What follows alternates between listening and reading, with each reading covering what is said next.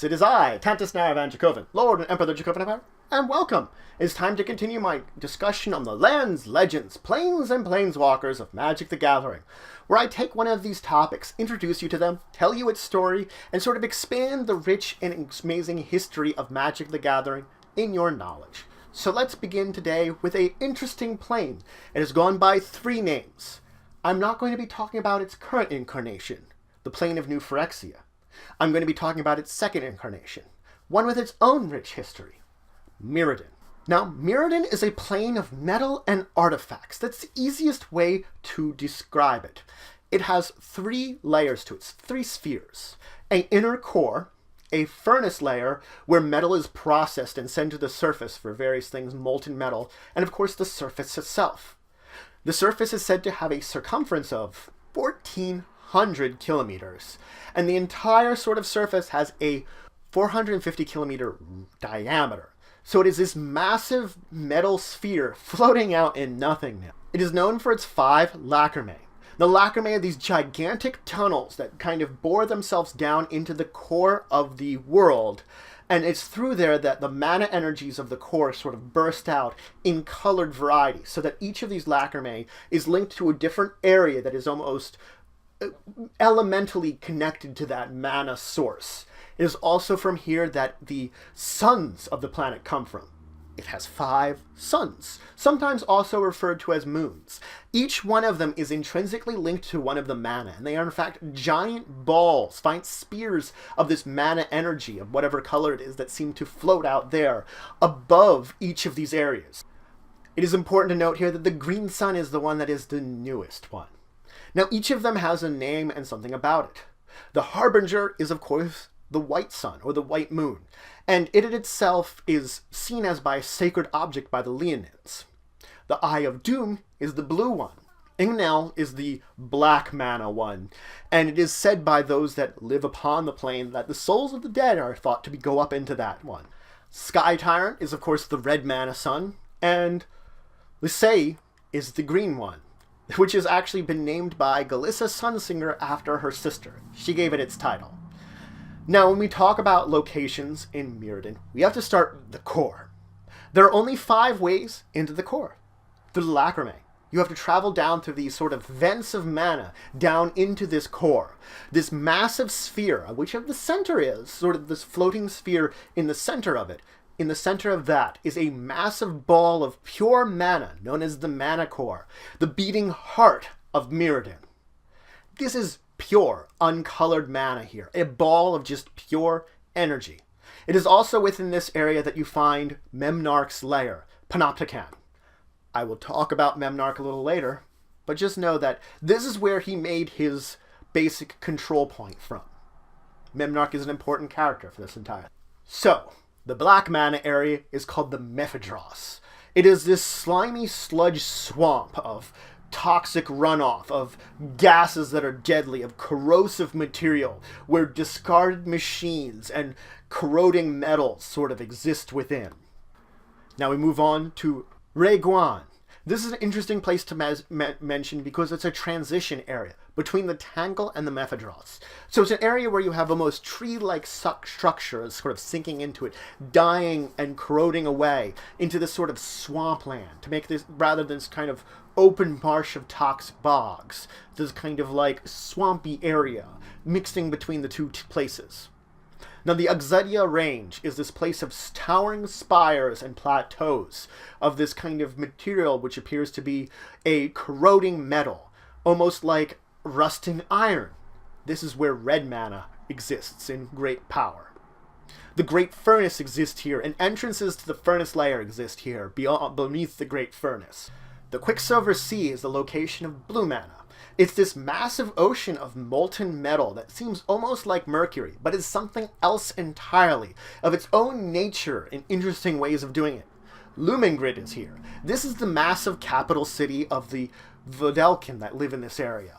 Effectively, it is the seat of their science and power and is the master of knowledge for all of the plane.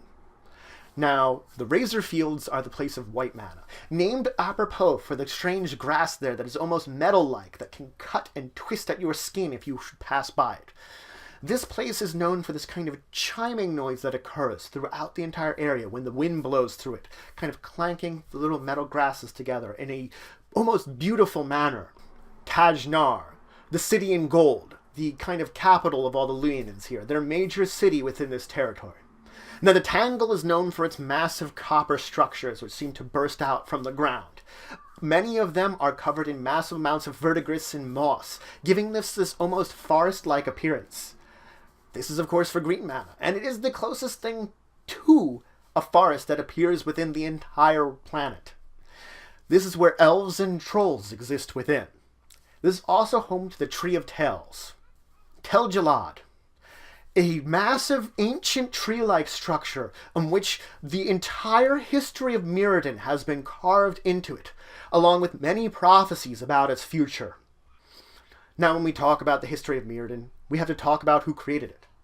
The Golem Planeswalker Karn created Mirrodin. It wasn't called that at the time. He created the barren, metallic world of Organtum. A place without many features, a metal world that he created from nothing. This area that he found of nothingness, he created this world in amongst from this nothingness. Organtum. Now, he lived here for a time, but then he decided he wished to continue to explore the multiverse. And so he created Memnarch, a powerful being, a golem he created out of the Mirai. I talked about in a previous episode of the Mirai, and what it did in Dominaria. It ended up in Karn's hands, and he has taken it here. So with the golem created of the Mirai, Memnarch, he left it in charge, and he decided to continue his travels throughout the multiverse. But he left something behind. He had left a taint of Phyrexian oil within his home here on Argentum, the location that he called his home.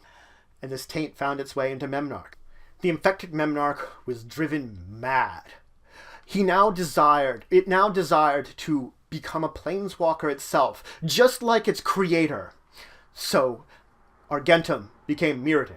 He changed it into a massive terrarium with its own food systems and environmental systems to protect the organisms he would bring there. That he would bring forth organisms for various other planes, drawing them forth and keeping them there, searching for one that has that spark, the planeswalker spark, so that he may harvest them and harvest their spark, giving it to himself, so that he may become a planeswalker himself.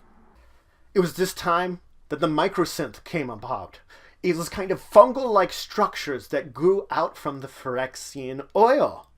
The microsynth infested the world and spread their spores out. This had a number of effects.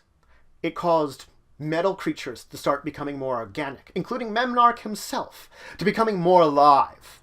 But it had an effect on organic creatures, giving them metallic-like growths, giving that interesting, almost artifact-like beings that the Mirrodins are, giving them that structure that they have.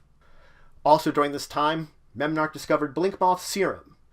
It's this serum that he could use to stay his insanity, his degradation into madness.